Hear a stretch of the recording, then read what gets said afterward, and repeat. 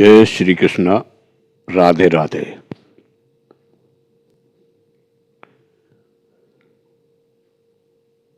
उद्धव जी ने पूछा, कमल नयन श्री कृष्ण, आप सर्वशक्तिमान हैं, आपकी आज्ञा ही वेद है, उसमें कुछ कर्मों को करने की विधि है और कुछ के करने का निषेध है। यह विधि निषेध कर्मों के गुण और दोष की परीक्षा करके ही तो होता है। वर्णाश्रम भेद, प्रतिलोम और अनुलोम रूप वर्ण संकर, कर्मों के उपयुक्त और अनुपयुक्त द्रव्य, देश, आयु और काल तथा स्वर्ग और नरक के भेदों का बोध भी वेदों से ही होता है।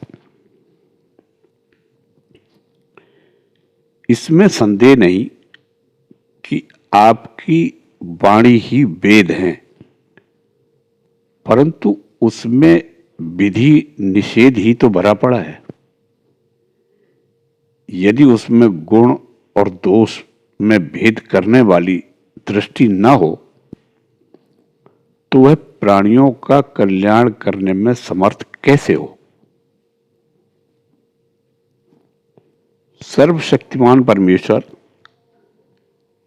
आपकी वाणी वेद ही पितर, देवता और मनुष्यों के लिए श्रेष्ठ मार्गदर्शक का काम करता है, क्योंकि उसी के द्वारा स्वर्ग, मोक्ष आदि अदृष्ट वस्तुओं का बोध होता है और इस लोक में भी किसका कौन सा साध्य है और क्या साधन, इसका निर्णय भी उसी से होता है।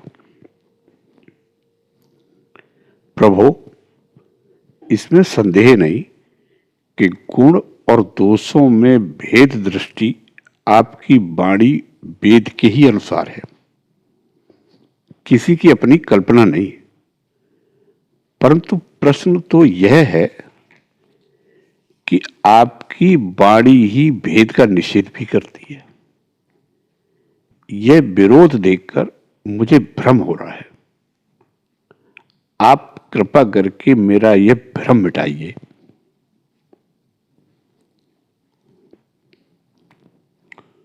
उद्धव जी की बात सुनकर भगवान श्री कृष्ण बोले, प्रिय उद्धव, मैंने ही वेदों में एवं अन्यत्र भी मनुष्यों का कल्याण करने के लिए अधिकारी भेद से 3 प्रकार के योगों का उपदेश किया है।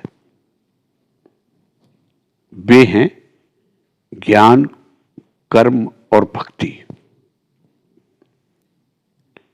मनुष्य के परम कल्याण के लिए इनके अतिरिक्त और कोई उपाय कहीं नहीं है।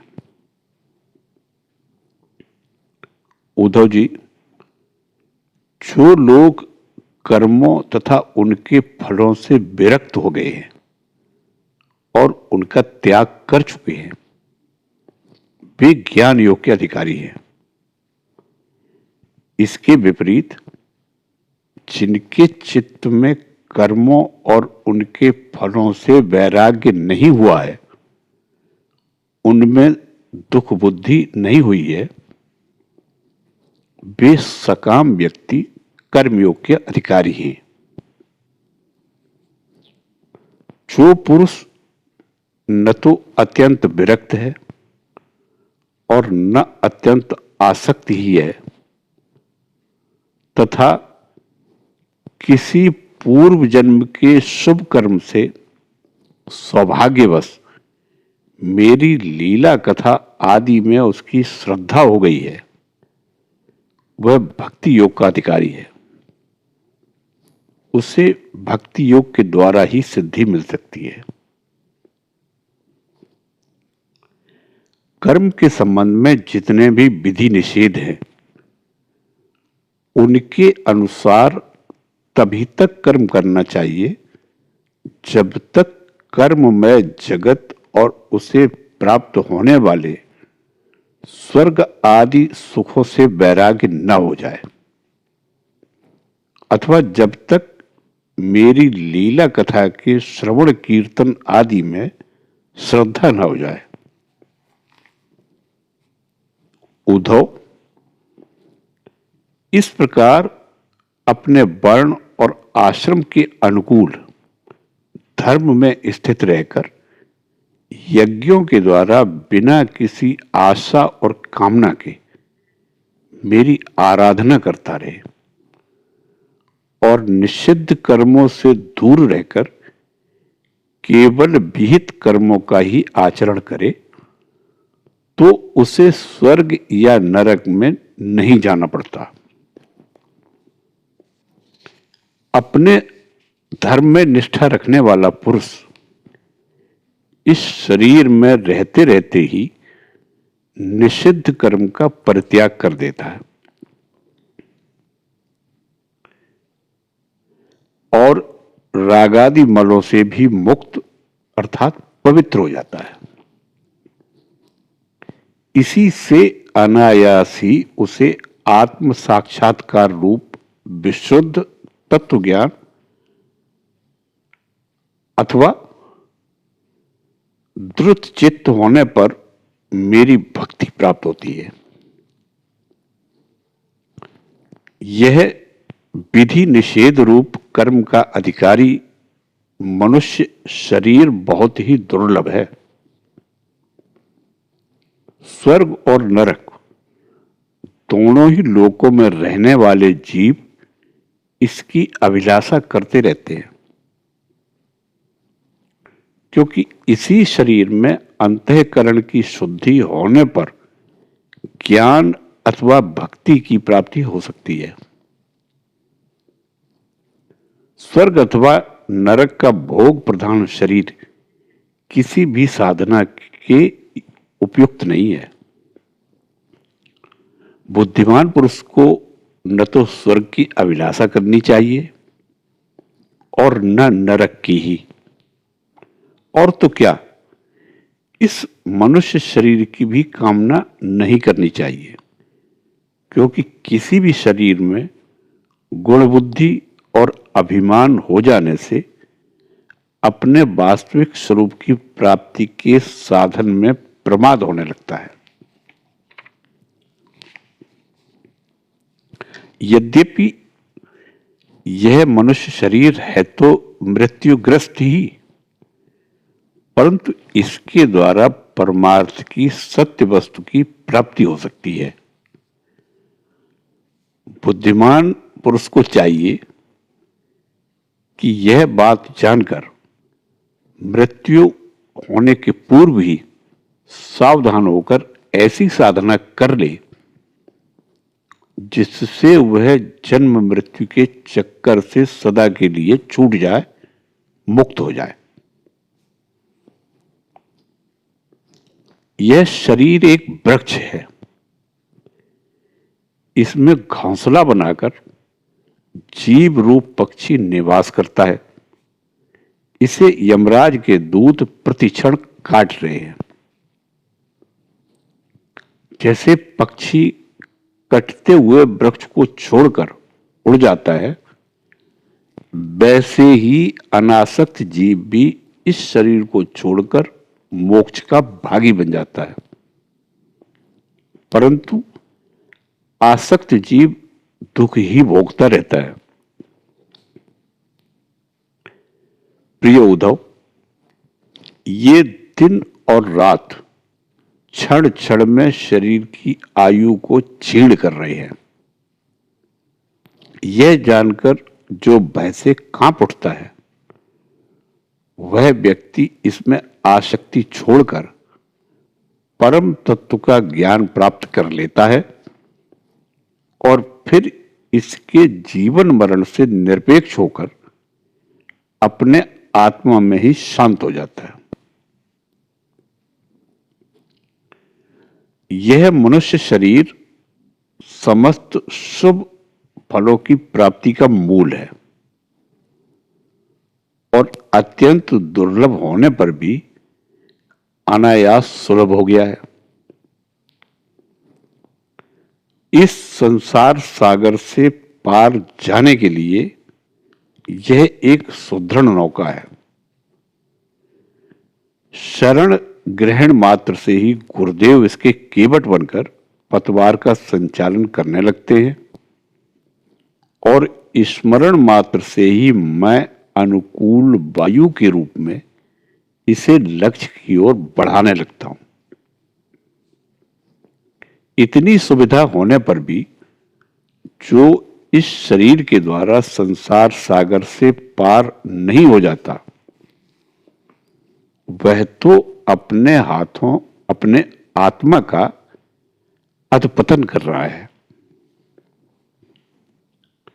प्रिय उद्धव, जब पुरुष दोष दर्शन के कारण कर्मों से उद्विग्न और विरक्त हो जाए, तब जितेंद्रिय होकर वह योग में स्थित हो जाए और अभ्यास आत्मानुसंधान के द्वारा अपना मन मुझ परमात्मा में निश्चल रूप से धारण करे। जब स्थिर करते समय मन चंचल होकर इधर उधर भटकने लगे, तब झटपट बड़ी सावधानी से उसे मनाकर, समझा बुझाकर, फुसलाकर अपने बस में कर ले। इंद्रियों और प्राणों को अपने बस में रखे। मन को एक क्षण के लिए भी स्वतंत्र न छोड़े। उसकी एक एक चाल, एक एक हरकत को देखता रहे। इस प्रकार सत्व संपन्न बुद्धि के द्वारा धीरे धीरे मन को अपने बस में कर लेना चाहिए। जैसे सवार घोड़े को अपने बस में करते समय उसे अपने मनोभाव की पहचान कराना चाहता है, अपनी इच्छा के अनुसार उसे चलाना चाहता है और बार बार फुसलाकर उसे अपने बस में कर लेता है, वैसे ही मन को फुसलाकर उसे मीठी मीठी बातें सुनाकर बस में कर लेना भी परम योग है। सांख्य शास्त्र में प्रकृति से लेकर शरीर पर्यंत सृष्टि का जो क्रम बतलाया गया है, उसके अनुसार सृष्टि चिंतन करना चाहिए और जिस क्रम से शरीर आदि का प्रकृति में लय बताया गया है, उस प्रकार लय चिंतन करना चाहिए। यह क्रम तब तक जारी रखना चाहिए जब तक मन शांत स्थिर न हो जाए। जो पुरुष संसार से विरक्त हो गया है और जिसे संसार के पदार्थों में दुख बुद्धि हो गई है, वह अपने गुरुजनों के उपदेश को भली भांति समझकर बार बार अपने स्वरूप के ही चिंतन में संलग्न रहता है। इस अभ्यास से बहुत शीघ्र ही उसका मन अपनी वह चंचलता जो अनात्मा शरीर आदि में आत्मबुद्धि करने से हुई है, छोड़ देता है।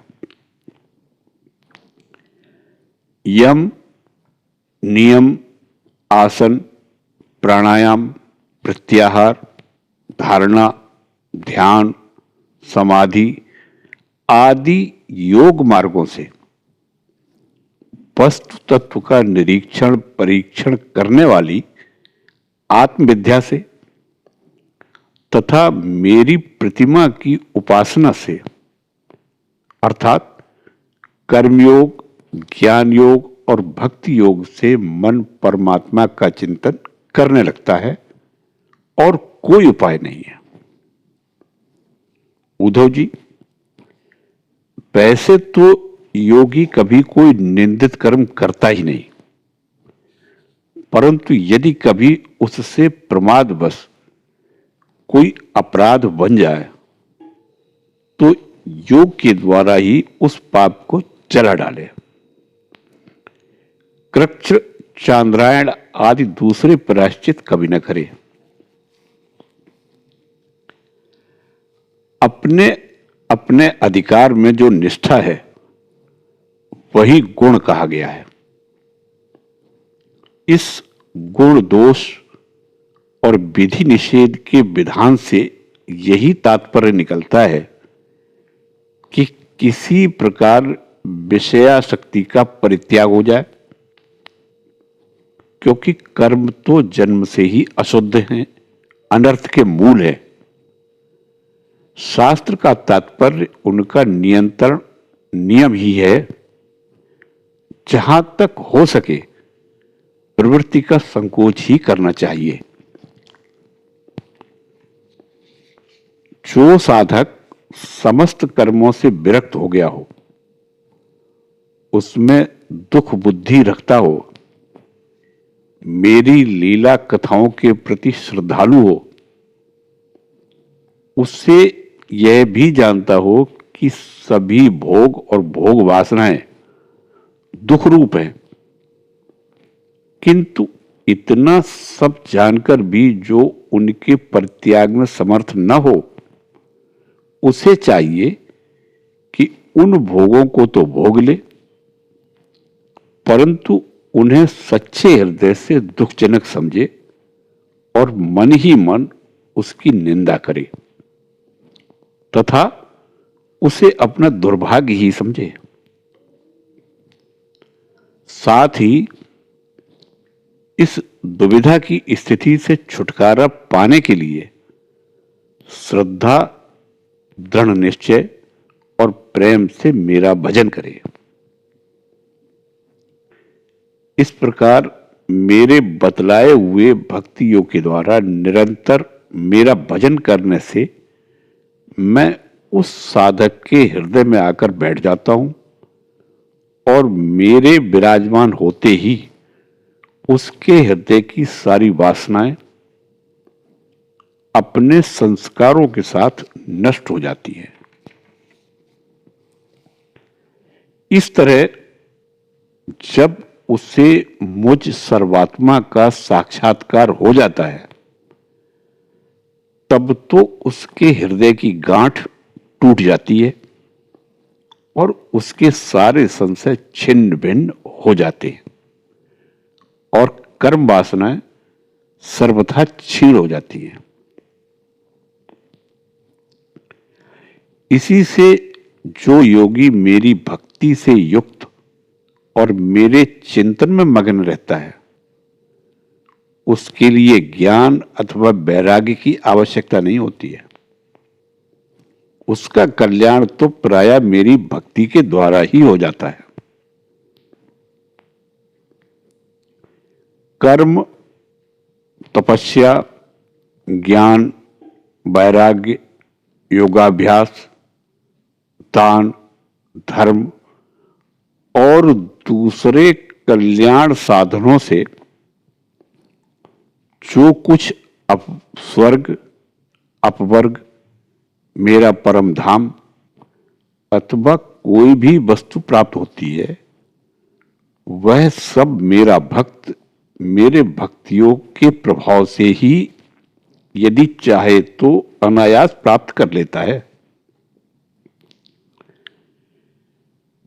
मेरे अनन्य प्रेमी एवं धैर्यवान साधु भक्त स्वयं तो कुछ चाहते ही नहीं। यदि मैं उन्हें देना चाहता हूं और देता भी हूं, तो भी दूसरी वस्तुओं की तो बात ही क्या, वे कैवल्य मोक्ष भी नहीं लेना चाहते। उद्धव जी, सबसे श्रेष्ठ एवं महान परम कल्याण तो निरपेक्षता का ही दूसरा नाम है।